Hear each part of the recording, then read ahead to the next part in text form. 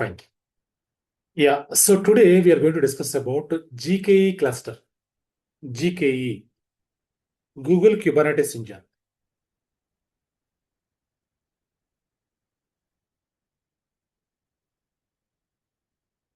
So what is GKE? What is the importance of GKE? So why the project teams are using GKE cluster? So let's try to understand first. GKE is one of the core setup in Google Cloud. Okay. So in Google Cloud, we can enable this GKE cluster. So before going to start working on the GKE cluster, so what we required here? We required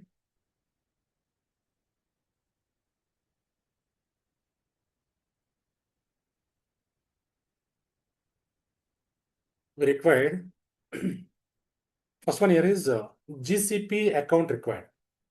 GCP account required here. So because GKE, so when you want to access GKE, so normally we need to log in Google account, Google Cloud account, and we need to click on GKE and we need to enable the GKE, right? So project teams are using GKE because GKE is very secure. GKE is very secure and also it is completely GUI. GKE cluster is the GUI, graphical user interface. Okay. Yeah. So here, first of all, we require GKE GCP account. Second one here is we required GKE cluster to be created. GKE cluster required. And third one, we required Nginx package. Nginx package required. And also we required fourth one, Jenkins package also. So Jenkins, how can we build? How can we configure Jenkins inside of the Kubernetes pod? I'll show you the steps, but don't install configure Jenkins because we are using free tier, right? Yeah. So here we have two versions available. In GKE, we have two versions. First one is autopilot. First one is autopilot. Second one is standard version.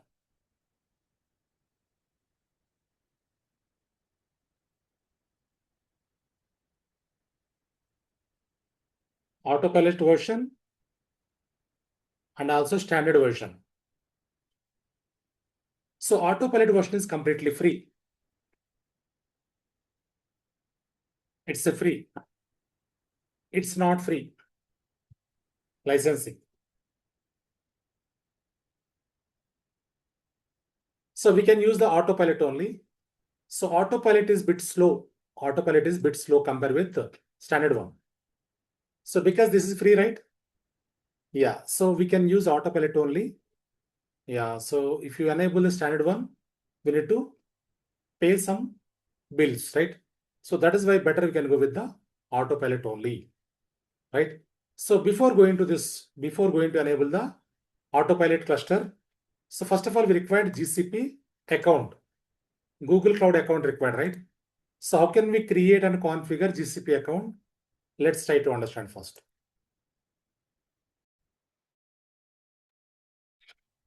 Yeah. So go back to the console. Yeah. First of all, how can we create the GCP account? Let's try to understand. So here, cloud.google.com is the URL. So I just want to use the incognito window I want to use. So here, cloud.google.com is the URL.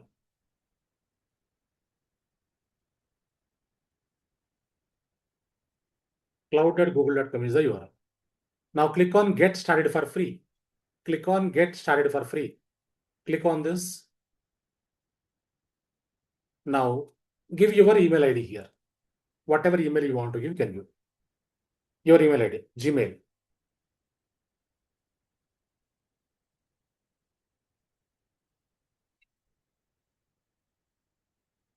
Yeah. Now click on next. So first we need to provide the Gmail ID. So after that, give the password. Once you give the password, look at my screen, everyone. Now it is asking you to give your address. I just want to skip this. Okay, skip this. Just a moment. Okay, it is login, right? Logged in.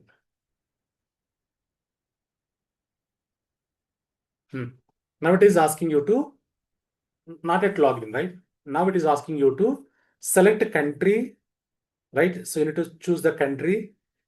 So here, right side, it is showing something like $300 in free credit. So $300 in free credit. So try Google Cloud with 300 in credit to spend over the next 90 days. So GCP account, yeah, 3 months free. GCP account 3 months free. So within that 3 months, we can use this $300, right? So GCP 3 months free, AWS 6 months free, Azure 1 month free. Okay. Yeah. So first of all, you can select your country. So click on agree and continue. Now look at my screen, everyone. Now it is showing something like, yeah, contact information. So your contact information. So you need to provide your name, address, details. You need to provide.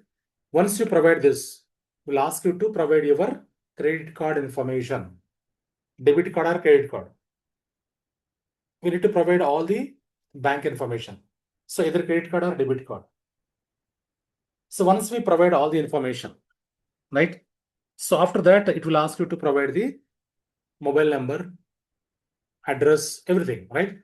So you can submit that. Once you submit that, so click on start free. Once you click on start free, account will be successfully created. So GCP account creation is very simple, very easier, right? So GCP account creation is very easier. So like Google account, so Gmail account, how can we create? Same way. So very simple, very easier to create the GCP account. So once the account is created, so that will take 15 minutes to activate, complete activation. So once the account is activated completely, so after that, what we can do? Yeah, once the account is successfully created, so now go back to again browser here. Now console.cloud.google.com is the URL. Console.cloud.google.com is the URL to connect our GCP account. So to create account, cloud.google.com is the URL. Once the account is successfully created, we can give console.cloud.google.com is the URL. Enter. Now look at my screen, everyone.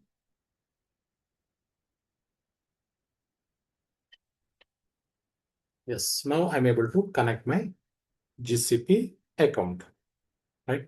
So we need to choose, we need to select the email ID here. So proper email ID, whatever email ID we are using, that we need to select here. Once you select this,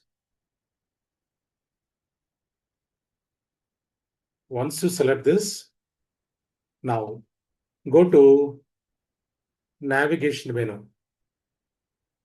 Look at my screen, everyone. So this is the navigation menu. 3 lines, left top corner. So here we have all the services. So before going to check the cluster, so right top corner, this is my user ID. This is my email ID, login ID, right? So here there is a navigation here. So billing, account management, payment method, appearance, preferences. Yeah, these are all options available. So get support. You want to raise a ticket with the Google, you can raise a ticket here. You can give the feedback, documentation you can check here. So tutorial you can start, project settings, keyboard shortcuts, preferences, appearances. You can change whatever you want to. You can customize here. Okay.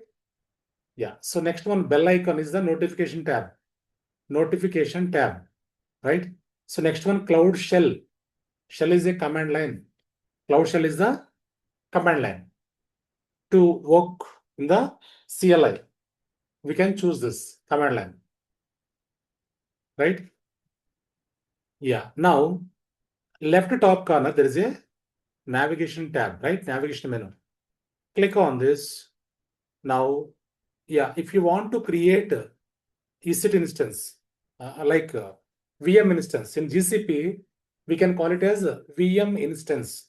So terminology is very, very important. So in AWS, we can call it as EC2 instance. In Azure, the server, we can call it as VM. In GCP, we can call it as VM instance. VM instance. Okay. Yeah. So here, click on Compute Engine. So go to Virtual Machines, VM instance. Understanding that, everyone? So here, virtual machines, no need to click here. Directly you can click on VM instances. VM instances is the server, right? So in Azure, we can call it as just VM, virtual machine. Clear, right, everyone? Yeah. So I am admin, same workspace, same. Look at my screen. This is the important one. Kubernetes Engine. Kubernetes Engine. So click on Kubernetes Engine. Click on Kubernetes Engine. Now it is asking you to create GKE cluster. Now look at my screen. So this is the Kubernetes Engine. So now click on clusters. Click on clusters. So currently no clusters are available here. When I click on clusters, Kubernetes clusters, no clusters, nothing is there. Now I want to build a cluster. I want to create a cluster. So how can we create the cluster? How can we deploy the applications on the cluster? Using GUI, not CLI, right? So let's go through the step by step, right? Now, so click on create to create the cluster. So look at my screen, everyone. Autopilot, standard one, two options are available. So autopilot is the completely free, but it is very slow, very slow. But standard one is not free, licensing, bit faster. So in real-time projects, always we use the standard one only. But here we can use the autopilot. Okay. Select autopilot. Click on configure. First one. Now it is selected. Now it is selected. Look at the screen, everyone. Autopilot is selected. Right? So if you want to switch to the standard cluster, click on standard. Switch to standard.